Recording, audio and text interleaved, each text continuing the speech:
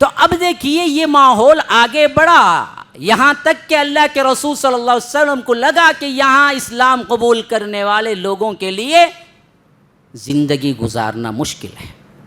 تو اللہ کے رسول صلی اللہ علیہ وسلم نے حکم دیا کہ تم حبشہ ہجرت کر جاؤ، ایتھوپیا جسے کہتے ہیں انگلش میں، اسے بولتے ہیں حبشہ۔ وہاں کا بادشاہ اللہ کے رسول نے فرمایا کہ عادل ہے، وہ تم پر ظلم ہونے نہیں دے گا۔ تو پہلی ہجرت حبشہ پیش آتی ہے 5 نبوت اور اس کے بعد پھر 6 نبوت۔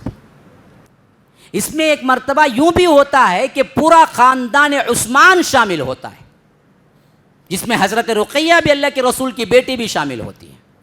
اس وقت اللہ کے رسول صلی اللہ علیہ وسلم فرماتے ہیں کہ اللہ کی قسم حضرت ابراہیم کے بعد کوئی خاندان ہجرت کیا اسلام کے لیے تو وہ حضرت عثمان ہیں، جو ہجرت کرتے ہیں حبشہ کی طرف۔ وہاں پہنچتے ہیں تو وہاں بھی چین لینے نہیں دیتے، وہاں پہنچ کے کیا کرتے ہیں، یہ بھی بہت بڑا قصہ ہے۔ حضرت عمرو بن عاص اور عبداللہ ابن ربیعہ اس وقت مسلمان نہیں ہوتے ہیں، یہ دونوں مل کے وہاں کے بادشاہ کو بھی ورغلانے کی کوشش کرتے ہیں اور کہتے ہیں کہ یہ چند بھگوڑے ہیں جو ان کے باپ دادا سے جھگڑا کر کے آ گئے ہیں، آپ ان کو واپس کر دیجئے۔ لیکن جیسے کہ اللہ کے رسول صلی اللہ علیہ وسلم نے فرمایا کہ وہاں کا حاکم عادل تھا، تو ایک طرف سن کر فیصلہ نہیں کیا، اس نے کہا کہ اچھا وہ جو لوگ آئے ہیں جو تم کہتے ہو کہ یہ دراصل وہاں کے بھگوڑے ہیں، لیکن جب تک میں ان سے بات نہیں کروں گا تمہارے حوالے نہیں کروں گا۔ پھر اس کے بعد صحابہ کو بلوایا، اس وقت صحابہ نے سوچا کہ ہم تو اس کے دین پہ بھی نہیں ہیں، کہیں وہ سوال کر دے تو ہوگا کیا، پھر بھی ہمت کر کے گئے اور اسی وقت تہیہ کر لیا کہ ہر کوئی بادشاہ سے بات نہیں کرے گا، ہم سب کا ایک نمائندہ ہو جائے۔ تو لوگوں نے کہا حضرت علی ابن طالب کے بھائی حضرت جعفر سے کہ آپ بہترین بات کرنے والے ہیں، آپ بن جائیں۔ یہ ایک طریقہ ہے، جب بھی کسی سے گفتگو ہو، کوئی معاملہ سلجھنے کا ہو، سب کائیں کائیں کوے کی جیسا نہیں چیخنا، ایک کو دینا ذمہ، تب بات سلجھے گی۔ ہم لوگ وہ نہیں کرتے، سب بولتے، ارے ارے خاموش رہو بھائی، خاموش رہو، پھر سب بولتے، ارے نکوچ بھائی چل جاؤ بھائی، اٹھ کو، تو مسئلہ حل نہیں ہوتا۔ خاموشی سے بات سننے کی کیفیت پیدا کرو مسائل پہ۔ اب حضرت جعفر وہاں پر بن کے گئے تھے رہبر، متکلم، بات بھی وہی۔ اب وہ پوچھا سوالات، اور سب سے پہلا سوال اس کا یہ تھا کہ عجیب بات ہے تمہاری، تم اپنے مذہب سے بھی نکل گئے، میرے مذہب میں بھی نہیں آئی، وہ عیسائی تھا،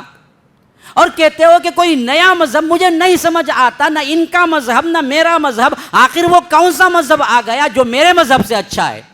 تو حضرت جعفر نے جو اسلام کا خاکہ اس وقت بتایا ہے نا جی، یاد رکھو، اگر وہ پڑھ لیں گے تو آنکھوں میں آنسو آ جائیں گے۔ ایسا خلاصہ ہے قیامت تک کے لیے، کسی بھی غیر مسلم کے سامنے تمہیں اسلام کی تعریف کرنی ہے نا، اتنا مختصر جامع خلاصہ کہیں نہیں ملے گا جو حضرت جعفر نے اس وقت وہاں کے بادشاہ نجاشی کے سامنے کہا تھا۔ بڑا بہترین کہا کہ اے بادشاہ، ہم جاہل تھے، مردار کھاتے تھے، شراب پیتے تھے، ایک دوسرے کو ناحق قتل کرتے تھے، لڑائیاں ہم میں تھی، جھگڑے ہم میں تھے، ہمارے اندر انسانیت نہیں تھی۔ ایسے وقت میں ہمارے ہی اندر اللہ نے ایک رسول کو بھیجا جس نے ہمارے لحاظ سے تمام اچھائیوں کا حکم دیا، ہمیں بتایا کہ حرام ہے کسی کا خون ناحق قتل کرنا، حرام ہے، تمام جتنے بھی اللہ کے تم نے شریک بنا لیے حرام ہے، ایک اللہ کی عبادت کرو، صرف دوسروں کا احترام کرو، نماز ادا کرو، زکوٰۃ ادا کرو۔ آپ پوچھیں گے مکے میں زکوٰۃ کہاں سے آ گئی؟ تھی مکے میں بھی زکوٰۃ، یہ جو نصابی زکوٰۃ ہے نا 100 کو 2.5%، وہ مدینے میں فرض ہوئی تھی، ورنہ تو عام زکوٰۃ جو کو دینے کا تھا نا وہ مکے میں بھی تھی۔